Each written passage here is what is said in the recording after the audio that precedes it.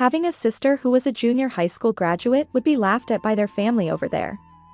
They're all elites. I won't invite you to my wedding, and even if something happens to you, I won't go to your funeral. If you want to resent someone, resent yourself for being uneducated. My sister's words that denied my entire life made me cry. I had been acting as a mother to my siblings for a long time, but had I been raising my children wrong? The answer was that my sister herself would prove it in her life. My name is Charlotte. I'm 40 years old and I got indigestion on the same day when I was excited to eat meat dishes and said I would eat a lot in the summer. I'm getting old, aren't I? I could eat as much as I wanted about 10 years ago. 10 years ago was a turning point for me. I have a sister Valentina who is 5 years younger than me and her brother Benjamin who is 1 year younger than her. When I was in elementary school, my parents divorced and a new father came to our house. At first, I thought this father was also kind. But gradually, he began to show his true nature. When I came home from school, my father drank alcohol during the day and lay down in the small living room of the apartment. When he was in a good mood, he suddenly hugged me and said something like, "You've grown up so much." He blew his breath, which smelled of alcohol, into my ear. He put me on his lap, stroked my hair, and massaged my shoulders for no reason. I don't have many memories of a normal father, but I guess he was kind to me. I don't know what this behavior meant to my father, but for me, it was disgusting to be treated like that by a drunken man. However, when he was in a bad mood, he would glare at me and sometimes get violent. Compared to that, it was a better day. I was reluctant to go home until I opened the front door because I didn't know which way my father's mood would go. If my sister or I went home first, he was in a good mood most of the time, but when my brother came back first, he was always in a bad mood. Looking back, I realized that my father was favoring only girls. Even if I consulted with my mother, I couldn't get her to take my side. On the contrary, "Your father is desperate to become a family, so get along with him." She said something like that. To be honest, I think my mother was protecting herself by pretending not to see my father's behavior toward us. Because of my father, who didn't work, my mother started working day and night. So my mother didn't know how scary it was for us to spend the night with my father, or even to look into the eyes of that man who was drunk and angry. Even when I was in junior high school, I was hugged when my father drank alcohol, and I couldn't help feeling in danger. Actually, this man and my mother were not married and had been in a common-law relationship for a long time. It's strange that a teenage girl is hugged by a stranger who is not even her father on the family register, no matter how drunk he is. Even if I can think of him as my real father, there is no trust between me and this man, so I can't forgive him. My sister and I are being loved for now, but my brother seems to be getting more and more dissatisfied with him every day, and it's too late to do something after something happens. I secretly made a plan to leave home. But there were no relatives I could rely on. I consulted with my junior high school teacher and was introduced to a job. The former classmate of the teacher was a president of a company, and he could work even if there were some problems, and there was a dormitory, so it was okay to bring my siblings. It was too good for me, and I wondered if it was really okay, but I decided to work at the factory I was introduced to because I couldn't help it. On the day I graduated from junior high school, I pretended to go out to play, and I met my younger siblings who had finished school. And we moved to a new place to live. I was worried every day that my parents would find us and take us back. But I didn't have to worry about that. The workplace I was introduced to was a pretty good sweatshop. Overtime was available for any number of hours, and if I had any complaints, I could quit. People with problems couldn't quit easily, and those who worked there were always stressed and irritable, and human relationships were the worst. You could hear shouting everywhere, and sometimes you could see people muttering in the corner of the workplace with a serious face. It was definitely not a healthy workplace environment. However, I had no choice but to do my best for my sister and brother. From now on, those children will go to high school or university, and they have the right to hold a future that I couldn't. So I swore in my heart to make those children happy no matter what. I endured every day with that in mind. Even though I was harassed at work because I was young, I worked hard and gradually became more financially stable. To be honest, I'm not rich, but compared to when I started from empty, I'm better off. As I got older, I had more job opportunities, so when I was 19, I quit my factory job and moved from the company dormitory to a small apartment and worked at a convenience store. I decided to work hard for my siblings' future, even if it was a bit of a stretch. I saved money little by little for living expenses, my siblings' tuition, and the cost of getting my own qualifications by working at a convenience store. At the age of 25, I started working as a medical clerk in a pediatric department. At that time, my brother was also working part-time in a physical labor job and earning his own tuition. Only my college student sister gradually became strange. "Valentina, you've been drinking every day lately, haven't you? Where are you getting that money?" "Huh? It's surprising what I can do if I split the bill with my friends. I mean, you can't get by with the allowance I give you. You're not even working part-time. There are various ways. You're too naive, sis. I have plans, so I'm going now. See you later." "Hey, wait a minute." I felt uneasy about my sister's back as she left home in a hurry. My sister, who was a sophomore in college, frequently went out to eat around this time and often came home drunk. My brother, on the other hand, was furious, saying, "Why don't you work instead of going out drinking?" I wanted my siblings to live freely and comfortably after separating them from our parents based on my one-sided judgment. If they don't go too far, they can go out drinking without working part-time. I wanted her to enjoy things that only students can enjoy, even for me. However, I'm worried about how my sister, who doesn't have any money, is raising funds. No matter how many times I ask, I don't get a proper answer. Moreover, my sister's clothing has become more flashy over time. I was convinced that something was wrong when she started carrying handbags. So I made time to hold a family meeting. Then, my friends have a wide network of connections, including children from wealthy families and company presidents. They introduce me to various people. Those people pay for the girls' drinks, so there's no problem. Huh? I was stunned by my sister's otherworldly conversation. What kind of drinking is it where big-name entertainers and politicians flaunt young people and enjoy themselves? Moreover, it seems that they receive gifts, not just alcohol expenses. She receives gifts from adult men and she is not even paying for her drinks? Even if my sister looks like my mother, it's a little abnormal.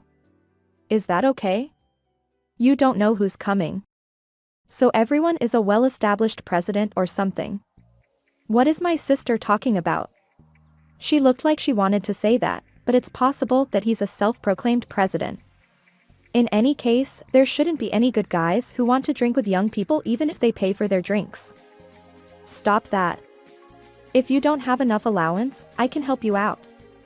My sister flinched at my shouting, but she retorted, "I want to increase my network by associating with VIP. This is an investment in my future." According to my sister, if things go well, meeting people in such places can lead to preferential treatment in employment or even becoming the wife of a company president. If you have money, you can live a more comfortable life. You don't have to work as hard as you do, sis. That's why networking is important. It hit me hard when she said that. I don't think there was any money even when I was with my parents. My father didn't work, and my mother was barely making ends meet. I think it's the same or worse than it is now. However, I, who only graduated from middle school, had no way to earn more than I do now. If I thought about the future, I wanted to have a stable life where I could work during the day and immediately provide money if something happened to my siblings. My sister is doing this because she has a latent desire to live a more affluent life. I felt sorry for being a bad sister. However, I still don't want to send my beloved sister to a place where I don't know what kind of person is there. After repeated persuasion, I was able to get her to stop participating in drinking parties. Peaceful days continued for a while.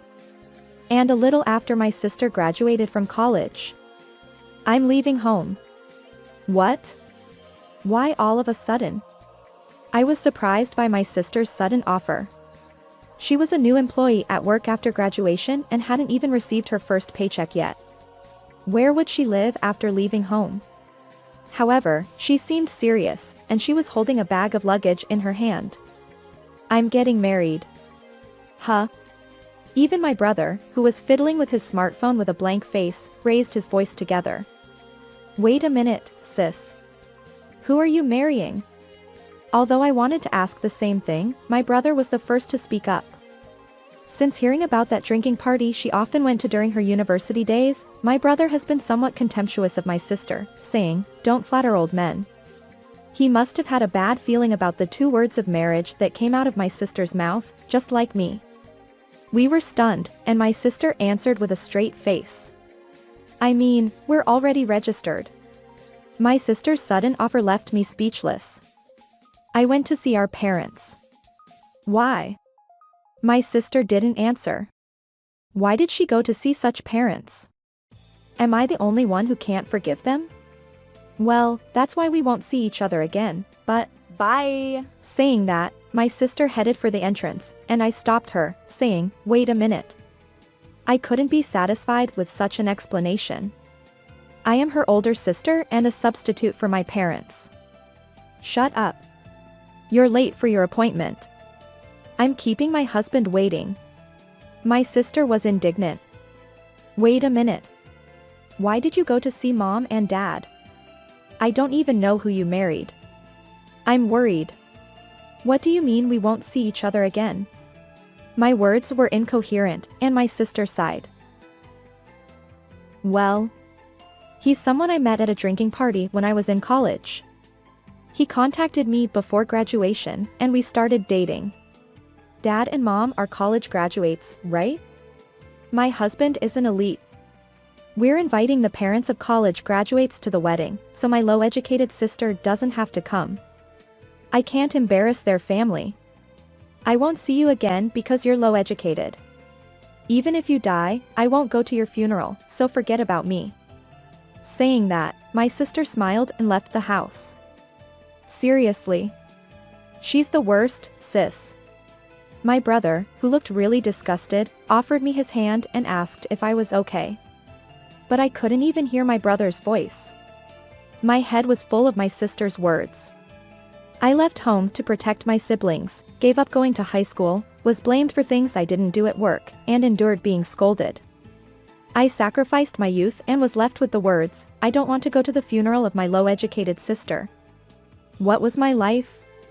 Maybe for my sister, it felt like something I did on my own. I've been desperate many times because of my parents and the environment around me, but this was the first time I felt hopeless enough not to cry. Are you okay, sis? I know it's a shock, but it's okay.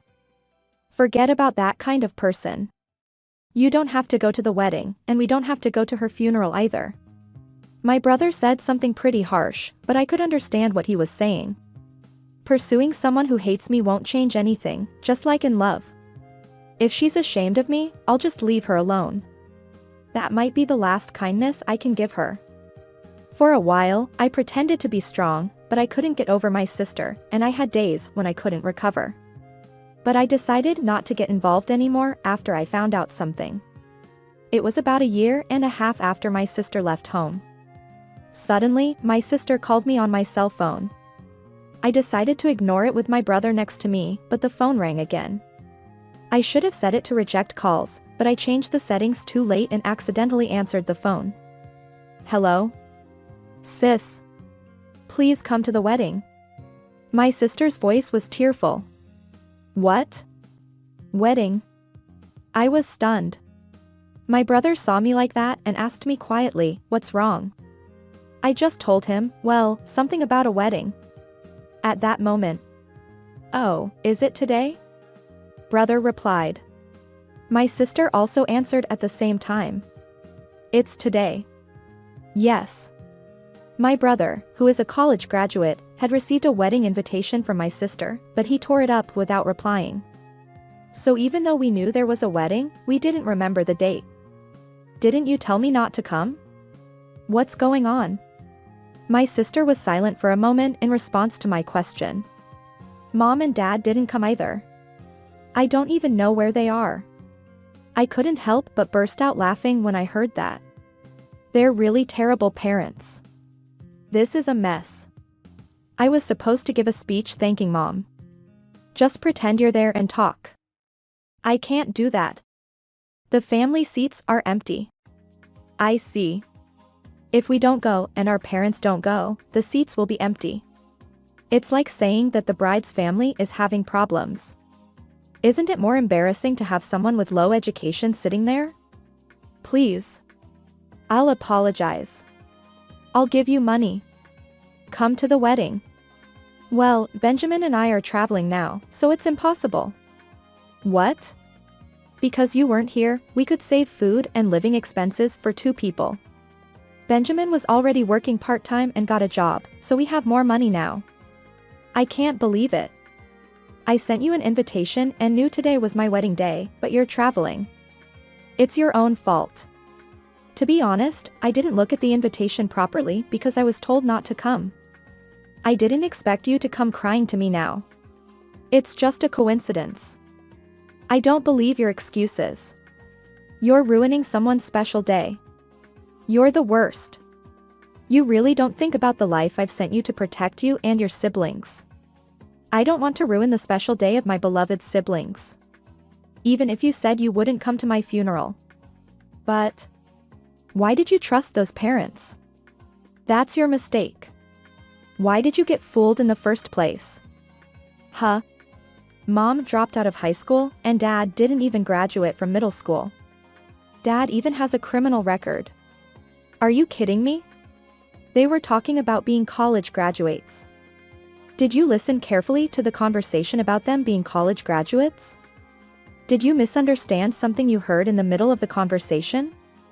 I don't think so. Only our real father is a college graduate. You might not know because you were little, but Mom and our current father never went to college.